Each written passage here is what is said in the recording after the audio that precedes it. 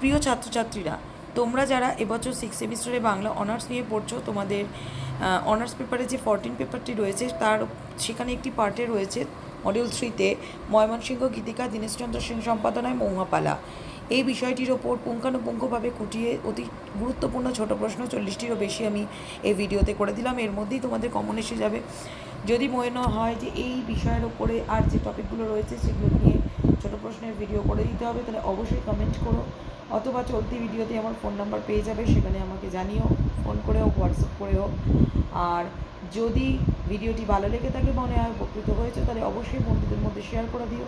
যারা নতুন আছো তারা সাবস্ক্রাইব করে দিও, পুরোনোরা লাইক করো, এবং অবশ্যই তোমাদের প্রয়োজনীয় বিষয়গুলি কমেন্ট করো। যদি মৌহাপালার পড়িয়ে দেওয়ার প্রয়োজন হয় তাহলেও আমি লাইভ ক্লাস নিয়ে নেবো বা ভিডিও করে দেবো, সেটি জানিও।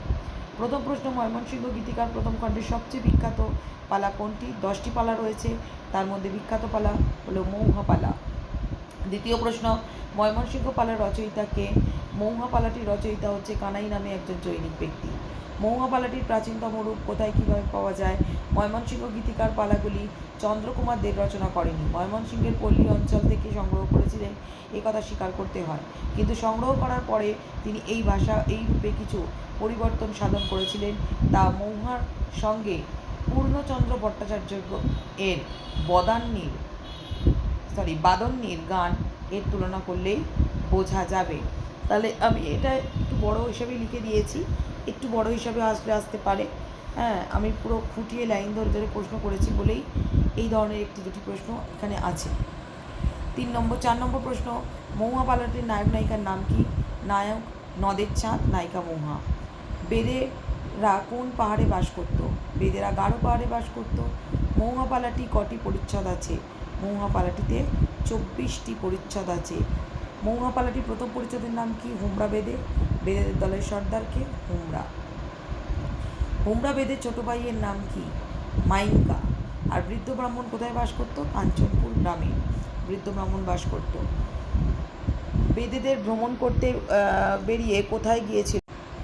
বেদেরা নানা দেশে ভ্রমণ করতে করতে ধনু নদীর তীরে উপস্থিত হয়। সেখানে কাঞ্চনপুরে একটি গ্রাম ছিল, সেই গ্রামে একজন বৃদ্ধ বাস করত। তার একটি 6 মাসের সুন্দরী শিশুকন্যা ছিল। এই শিশুকন্যাটি হলো কিন্তু অ্যাকচুয়ালি মৌহা, যাকে পরবর্তীকালে হুমরা চুরি করে নিয়ে যায়, হুমরা ডাকাত দল। কাঞ্চনপুরে গিয়ে হুমরা বেদে কী করেছিল? বৃদ্ধ ব্রাহ্মণের 6 মাসের পরমা সুন্দরী শিশুকন্যাকে চুরি করেছিল। নেক্সট, হুমরা বেদে শিশুকন্যাটিকে কিভাবে পালন করত?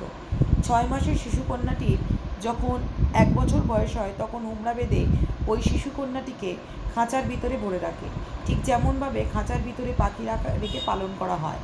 তারপর 16 বছর বয়সে তাকে অনেক যত্ন করে খেলার কৌশল শেখায়। তখন মেয়েটির সর্বাঙ্গ রূপ আর ধরে না, অপরূপ সুন্দর সে রূপ ধারণ করেছিল, মানে যখন তার 16 বছর বয়স হয়েছিল। এই ময়না সুন্দরী, হ্যাঁ, অপরূপ দেখতে হয়ে গিয়ে তাকে এমনিই দেখতে খুবই সুন্দর ছিল।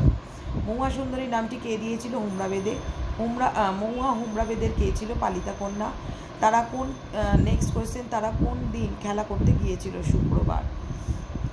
প্রত্যেকটি প্রশ্নই খুবই গুরুত্বপূর্ণ প্রশ্ন এবং প্রত্যেকটি লাইন ধরে ধরে এই প্রশ্নগুলোকে করা হয়েছে। 17 নম্বর, তারা সঙ্গে করে কি কি পাখি নিয়ে গিয়েছিল খেলা দেখাতে? তোতা, ময়না, টিয়া, সোনামুখী, দোয়েল, এছাড়া গাধা, ঘোড়া, শিকারি কুকুর এবং তার সঙ্গে রাওচণ্ডালের হাড়ও তারা নিয়ে গিয়েছিল। সোনামুখী দোইল লইয়া পিঞ্জরি ভরিয়া। সোনামুখী দোইল বলা হয়েছে কেন? কাকে বা কাকে? এখানে সোনামুখী দোইল বলতে এক ধরনের দোয়েল পাখির কথা বলা হয়েছে। মৌহা সখীর নাম কি? পালঙ্ক। খুব গুরুত্বপূর্ণ এই কোয়েশ্চেনটি, মৌহা সখীর নাম। জন্মিয়া ভূমিয়া এমন দেখি নাইকো আর। উক্তিটি কার প্রসঙ্গে কথা বলা হয়েছে? উক্তিটির বক্তা হলেন ল্যাংড়া, তিনি কথা বলেছেন নদের চাঁদকে মৌহার রূপের বর্ণনা দিতে গিয়ে। নদের চাঁদকে মারার নির্দেশ মৌহাকে কে দিয়েছিল? হুমরা। বনে থাকার সময় মৌহার কী অসুখ হয়েছিল? কালাজ্বর। হুমরা বেদে মৌহার সঙ্গে কার বিয়ে দিতে চেয়েছিল? সুজন খেলোয়াড়ের। গাঢ় পাহাড়ের উত্তরে কী আছে? হিমানি পর্বত। হুমরা বেদে এর পেশা কী ছিল? ডাকাতের সর্দার ছিল হুমরা বেদে। মাইনকিয়া বেদে কোন দিন বিদেশে যাওয়ার কথা বলেছিল? শুক্রবার। দলের লোক চলে গাট্টি বুচকা লইয়া। গাট্টি বুচকা কথার অর্থ কী? গাঠরি বোচকা, মানে বোচকাটাকে বেঁধে, গাঁঠরি বেঁধে যেরকম বোচকা নেওয়া হয়। অবশেষে কোন গ্রামে তারা এসে উপস্থিত হয়েছিল? বামনকান্দা। কে সভা করে বসে আছেন? ঠাকুর নদ্দার চান, অ্যাকচুয়ালি নদের চাঁদ। শেষ পর্যন্ত মৌহা এবং নদের চাঁদের কবরের পাশে কে বিলাপ করেছিল? মৌহার সখী পালঙ্ক। বনে পর্যটন করতে এসে মৌহার কী বিপদ হয়েছিল? সাপে দংশন করেছিল। নদিয়ার ঠাকুর কোন গাছের তলায় নিদ্রায় আচ্ছন্ন হয়েছিলেন? হিজল গাছের তলায়। মৌহার সর্বাঙ্গে কিসের বেদনায় আচ্ছন্ন হয়েছিল? বাতের বেদনায়। এক্ষেত্রে তার জীবন সংশয় ও পর্যন্ত হয়েছিল। নদের ঠাকুর হবে, সরি একটু ভুল হয়েছে। নদের ঠাকুর কী খেয়ে গায়ে বল পেয়েছিল? মৌহার আনা ঝর্নার জল ও বনের ফল। মৌহাপালা কী ধরনের রচনা? প্রাচীন পল্লীগাথা বা লোকগাথা জাতীয় রচনা। ময়মনসিংহ গীতিকার সংগ্রহ ও সম্পাদনা কে করেছিলেন? দীনেশচন্দ্র সেন। মৌহাপালা কাব্যে মনসামঙ্গলের কোন চরিত্রের উল্লেখ পাওয়া যায়? চাঁদ সদাগর, একটু ভুল হয়েছে, চাঁদ সদাগর। বন্দনা অংশে সুন্দরবনের কোন দেবতার উল্লেখ পাওয়া যায়? তাকে কেন্দ্র করে রচিত কবির নাম কি? দক্ষিণা রায় আর রায়মঙ্গল। মৌহাপালা দ্বিতীয় পরিচ্ছেদের নাম কি? মৌহা সুন্দরী। হুমরা ও মাইনকা প্রথমে কি করত? ডাকাতি।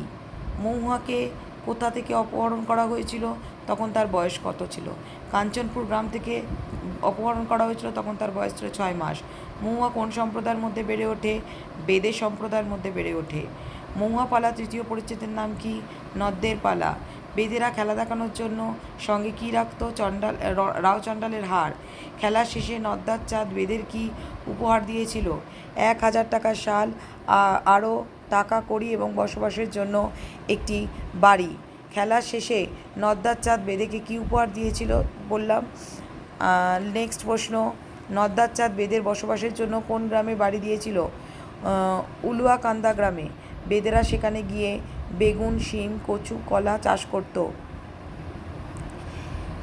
নদ্দার চাঁদ প্রথমে কোথায় মৌহার সঙ্গে নির্জনে কথা বলেছিল? জলের ঘাটে। গোইনগাং কথার অর্থ কী? গভীর নদী। এই গেল 50টি প্রশ্ন। কয়েকটা জায়গায় একটু মিস্টেক হয়েছে, সেটা আমি বলে দিলাম, প্রিন্টিং মিস্টেক ছিল, আমি বলে দিলাম। আমার ভয়েসটা শুনে তোমরা ঠিক করে নিও। যাই হোক, এই পর্যন্ত 50টি প্রশ্নের উত্তর দিয়ে দিলাম। আশা করি তোমরা বুঝে গেছো এবং উপকৃত হয়েছো। অবশ্যই বন্ধুদের মধ্যে শেয়ার করতে